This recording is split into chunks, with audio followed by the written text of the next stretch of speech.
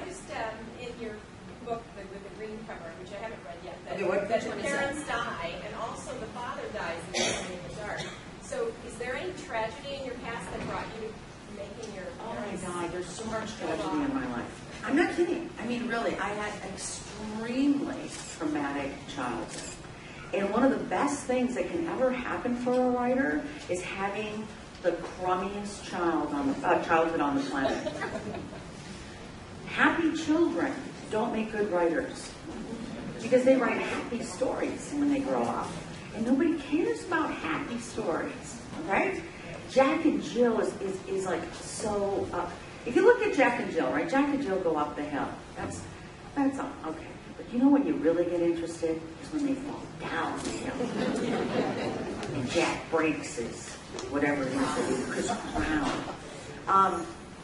You have to have conflict in stories. And there is no better way to have conflict in stories. And I'm a very emotional writer. Some people don't write emotionally. They just write the facts, or they're very plot driven.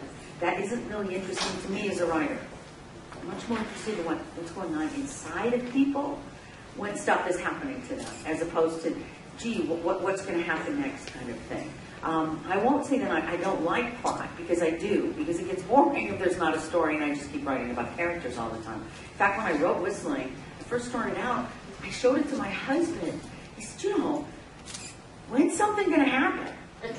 Because I hadn't really understood yet at that point that I needed to move things along a little bit, because pace is also really important.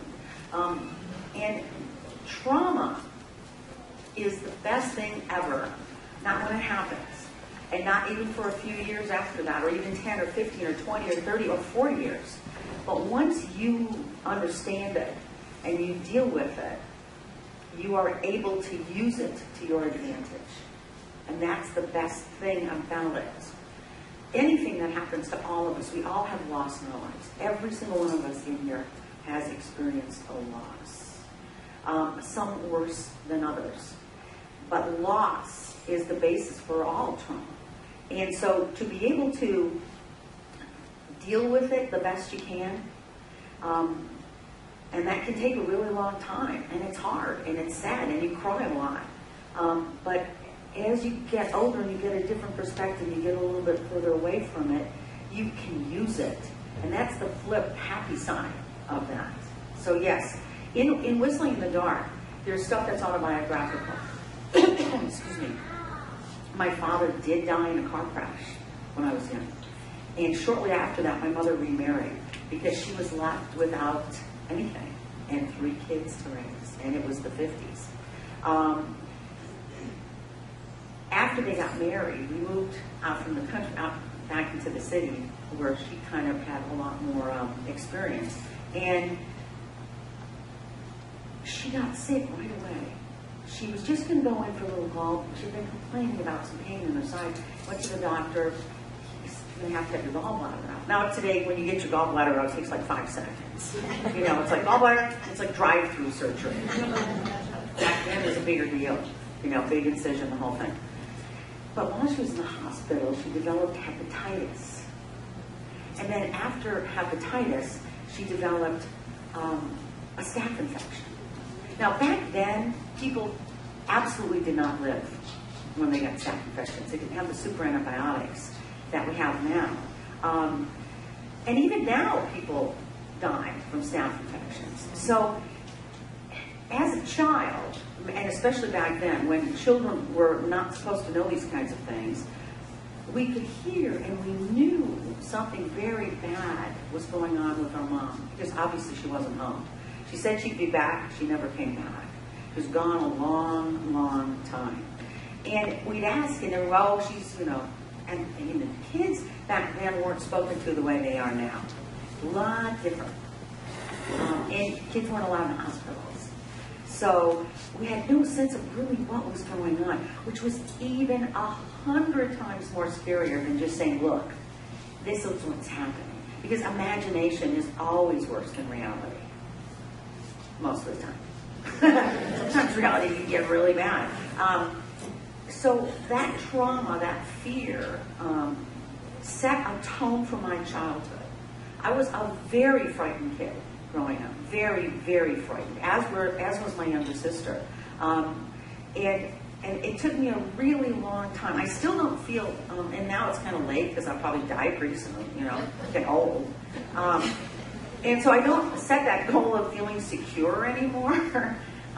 Because once that is ripped away from you, a sense of security, it's almost impossible to get that back again. Especially if it's taken away very young. And the death of a parent is the thing that does that most. So for me, and by the way, my mother didn't die. That's how stubborn that woman was. No one could believe it. It was like a Ripley's Believe It or Not thing. I'm not kidding, that she survived that. But she was very sick when she came home too, so it took a long time for her to get better. But that tenuousness, that everything could change for me at any second when you least expect it. When my dad died, he said goodbye to us, went to the Braves game, and never came home again. That sense of, oh, we're not safe, creates a different kind of reality perhaps than what most people in this room have. And it took me a long time to understand it and how to navigate it and how to deal with it. And it really caused me an enormous amount of pain. But as time has gone on, and I've sought help in many different kinds of ways, I have a different perspective of it now. And I can use that. So, you know, that's really gratifying to be able to say, okay, that was bad stuff, and I can use it now. And by the way, you know, this whole thing about, you know, whatever happens to you makes you stronger, you know, that's not true. Whatever happens to you makes you scared to death it's going to happen to you again. Things that happen don't necessarily make you stronger.